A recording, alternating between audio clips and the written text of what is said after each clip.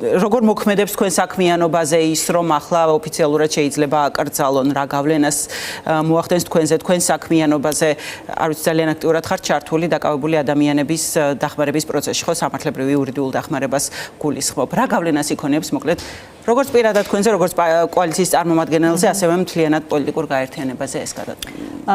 მოგესალმებით პირველ რიგში, აღსანიშნავია, მოდი დავიწყოთ განმარტება იმით, თუ რას ნიშნავს და რატომ არის საჭირო პოლიტიკური რეგისტრაცია, ასე ვთქვათ, პოლიტიკური პარტიის და პოლიტიკური სტრუქტურის არსებობა. ხო, ეს მნიშვნელოვანია, იმიტომ რომ პოლიტიკური ერთი იდეის გარშემო შეკრებილმა პოლიტიკურმა, ასე ვთქვათ, შეხედულებების მქონე ადამიანებმა შეძლონ არჩევნების გზით პოლიტიკურ პროცესში მონაწილეობა და დღეს ჩვენ ვხედავთ, რომ პაპუაშვილმა ქართული ოცნების პარლამენტის თავმჯდომარემ განაცხადა, რომ თურმე ყველა ის პარტია, ვინც დაგვასახელა ყოველ შემთხვევაში, ვისაც ელექტორალური გავლენა შეიძლება ჰქონდეს, გუკრძალავს. ანუ კრძალავს მთლიანად ოპოზიციას, რომ მოკლას ოპოზიცია და მხოლოდ გააჩინოს სატელიტი, ასე ვთქვათ, ოპოზიცია, ეგრეთ წოდებული ოპოზიცია, სისტემური თუ ტექნიკური, ეხლა უკვე მათთვის მაინდა-მაინც მნიშვნელობა აღარ აქვს. მოცემულ შემთხვევაში ჩვენ ასევე ვიხილეთ ამ ეგრეთ წოდებულ ბრიფინგზე ის კრიტერიუმები, რაც დაასახელა და ერთ-ერთში ზუსტად ასახავს ოცნების საქმიანობას. ერთ-ერთში და აუცილებლად ძალიან მალე დადგება ის პერიოდი, როდესაც ერთადერთი პარტია, ვინც სახელმწიფოს ღალატისთვის, ვინც კონსტიტუციური გადატრიალებისთვის და ადამიანის უფლებების მასობრივი და სისტემური რღვევისთვის აგებს პასუხს, ეს იქნება სწორედ ქართული ოცნება. რაც შეეხება ჩვენ საქმიანობას, ჩვენი საქმიანობა, რა თქმა უნდა, გაგრძელდება ჩვეულებრივად. ეხლა მე ვერავინ ვერ ამიგზალავს უფლებადაცვითი საქმიანობის განხორციელებას, ვერავინ ვერ ამიგზალავს ვიყო იქ სადაც ვარ და ვიყო ყოველთვის ადამიანების გვერდით. მიუხედავად იმისა, რომ სახელობითად ჯერჯერობით ამ სარჩელში შეარჩანს, ასე ვთქვათ, არ დაასახელებენ არავის, პირდაპირ გაფრთხილება რო იყო, რომ სახელობითათაცო, აუცილებლადო, როგორც კი რაღაცას გააკეთებთო, ეგრევე აკრძალავთო. არ გვეშინია ბატონო ამ აკრძალვების, ჩვენ ისედაც გართულებული გვაქვს, ფაქტობრივად აკრძალული გვაქვს საქმიანობა ამ ოფიციალურ რაღაცა საქმიანო მოქმედებებამდე ოცნების მხრიდან, მათი გადასახედიდან ოფიციალურზე და მაინც ვსაქმიანობთ. ჩვენ აუცილებლად ქართულ ხალხთან ერთად მივაღწევთ ცვლილებებს და ამ ცვლილებების ფარგლებში, რა თქმა უნდა, არჩევნებშიც მივიღებთ მონაწილეობას და პოლიტიკურ პროცესებშიც სრულფასოვნად ვიქნებით ჩართულები. გაცილებით მნიშვნელოვან საქმეზე რომ გადავიდეთ, რაც შეეხება დაკავებულებს, ხომ, აქციებზე დაკავებულებს. თქვენ ამბობთ, ხო, თქვენი მონაცემებით, როგორც ვიცით, ძალიან დიდია რაოდენობა ამ ადამიანების, ხომ?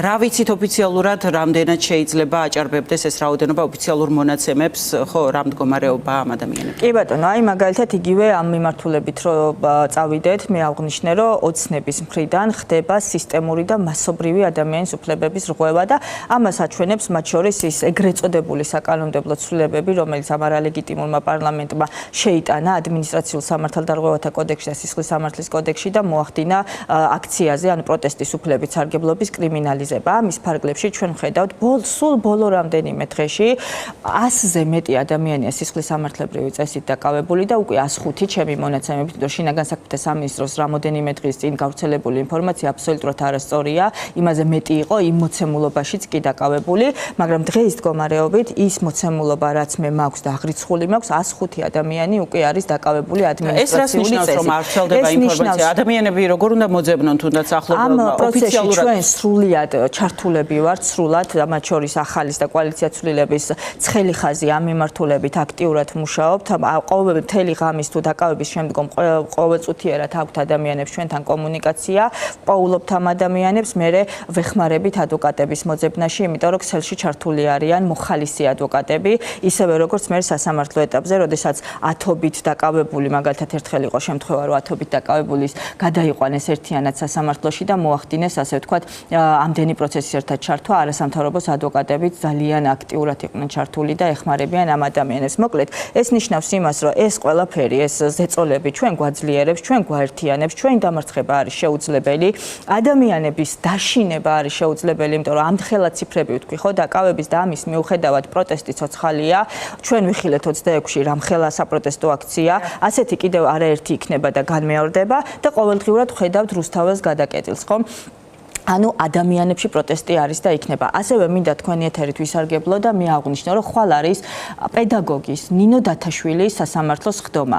ნინო დათაშვილის პროცესი მდგომარეობაზე ჩვენ გავიგეთ, ხო, ნინო დათაშვილის მდგომარეობა არის ძალიან გართულებული. მიუხედავად იმისა, რომ ციხის მხრიდან ხდება ხელშეწყობა და მაქსიმალურად არიან ჩართულები, რომ ის სამკურნალო შესაძლებლობები ქონდეს ციხეში, ფაქტია, რომ ბოლო MRI-ის კვლევით, რომელიც რამდენიმე დღის წინ გადაიღეს, უკვე 2 დაზიანების კერა აქვს და ფაქტია, რომ მისი ჯანმრთელობის მდგომარეობა უარესდება, ანუ ციხის პირობებში შეუძლებელია ერთი მისი ჯანმრთელობის მდგომარეობის შენარჩუნებაც კი არა თუ გაუმჯობესება და მეორე იმ ორი ოპერაციის გადატანა, რომელიც მას ეკუთვნის. ამიტომ ხალხნო ხმა ავიმაღლოთ, მოსამართლესაც მიმართავ, რომ რეალურად შეაფასოს, გაიაზროს თავისი როლი მთელ ამ პროცესში და არაფრით არ შეიძლება ნინო დათაშვილის აღკვეთი ღონისძიების ფარგლებში წინასწარ პატიმრობაში დატოვება. არაფრით არ შეიძლება ამ უდანაშაულო ადამიანის, რომელიც ასე ჯანმრთელობას კარგავს ფაქტობრივად ციხის პირობებში და რომლის მიმართ ჩადენილი დანაშაულიც მანდატური სამსახურის წარმომადგენლების მხრიდან დღემდე არის დაუსჯელი.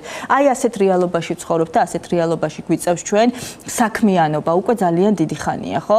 მაგრამ ვერ გვაჩერებს ეს ოცნება და ვერ შეგვაჩერებს აუცილებლად ამ დაუღალავი პროტესტის, გაუჩერებლობის და პრინციპული ბრძოლის ფარგლებში დადგება ცვლილებები და ამ ცვლილებების მერე აკრძალულებიც მივიღებთ მონაწილეობას პოლიტიკურ საქმიანობაში და ჩავატარებთ იმ რეფორმებს, რომელიც ამ ქვეყანას წაწევს წინ, ეს ერთი და მეორე პასუხს აგებს ყველა ის პერიოდი და განსაკუთრებით ოცნება, ხო, რომელიც სახელმწიფოს ღალატობს დღეს. ნინო დათაშვილზე მინდა მაინც დავაზუსტო, ანუ ციხის პირობებში მისი მდგომარეობა ადეკვატურად არის შეფასებული, ხომ? ეს როგორ შეფასდა, რომ ის ნამდვილად საგანგაშო მდგომარეობა და ნამდვილად კი ბატონო, ციხის პირობებში ჩარევა არის საჭირო, მაგრამ ის გადაყვანილი იყო კლინიკაში, ის დაუმძიმდა მდგომარეობა, ის გადაყვანილი იქნა კლინიკაში, კლინიკაში ჩაუტარდა MRI კვლევა და ექიმის კონსულტაცია და სწორედ სამედიცინო დოკუმენტაციის შესაბამისად ვამბობთ იმას და მასზე დაყრდნობით იმას, რასაც ვამბობთ.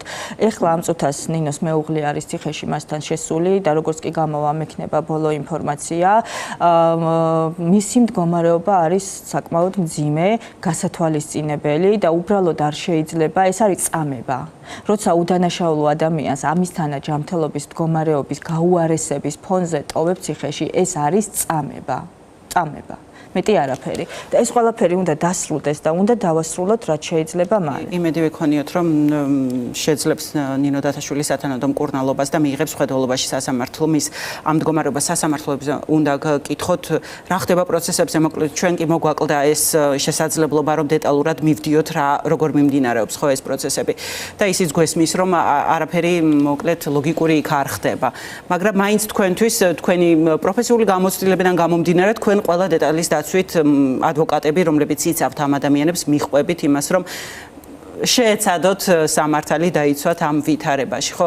როგორ მიმდინარეობს სასამართლო პროცესები, რამდენად საფუძვლიანი არგუმენტები პროკურატურის თუ შინაგან საქმეთა სამინისტროში ამ შემთხვევაში? კი ბატონო, პროცესებზე ხდება წარმოუდგენელი ამბავი, მე თამამად შემიძლია, რომ სანამ ბოლო წელიწადნახევარი რაც პოლიტიკურ საქმიანობით ვარ დაკავებული, მანამდე 16 წელზე მეტი მე პირწმინდად ვიყავი ადვოკატი და უფლებადამცველი, მსგავსი არაფერი მინახავს, რა თქმა უნდა, გაუარესებულია ცალსახად მდგომარეობა და ჩვენ რას ვხედავთ სასამართლო დერეფნებში, ხო, კონვეირული სისტემით ამოყავთ ადამიანები, არაძლევენ შესაძლებლობას, რომ დაუკავშირდეს ადვოკატს, არაძლევენ შესაძლებლობას, ანუ დაცვის უფლებაც დარღვეულია სანამ შინაარსზე გადავალთ, არაძლევენ შესაძლებლობას, რომ ნორმალური საპროცესო პროცედურები იქნას გავლილი, ესე გამოიძახებენ გვარს სასამართლოს ხდომის დარბაზიდან და ამ დროს უნდა შეაღწიოს ვიღაცამ ადვოკატმა, რომ სულთლად ისი არ დარჩეს.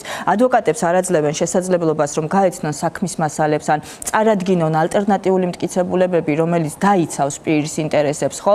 მე პირადად მქონდა ასეთი შემთხვევა და არც ერთ შემთხვევაში არც ხდომის გადადებაზე და რაიმეს ალტერნატიული მტკიცებულების ჩადებაზე ლაპარაკი ზედმეტია და კიდევ ტენდენცია, რაც გამოიკვეთა ბოლო პერიოდში, აი მაგალითად გუშინ და დღეს ორის ხდომა გადაიდო უკვე მეორედ, იმ მარტივი მიზეზის გამო, რომ შინაგან საქმეთა სამინისტროს მტკიცებულებები არ აქვს საქმეში. ასეთ დროს კი არ უნდა გადაიდოს ხდომა, საქმის წარმოება უნდა შეწყდეს მტკიცებულებების არარსებობის გამო, მაგრამ სწორედ ამიტომ აქ აშავებს სასამართლო და ამიტომ არის ამ ყველაფრის მათ შორის ამ ყველაფრის ნაწილი ამ რეპრესიული ერთიანი სისტემის და ოცნების შესაბამისად, რომ არ მოქმედებს კანონის ფარგლებში და რეალურ მართლმსაჯულებას ის არ ახორციელებს. დიდი მადლობა.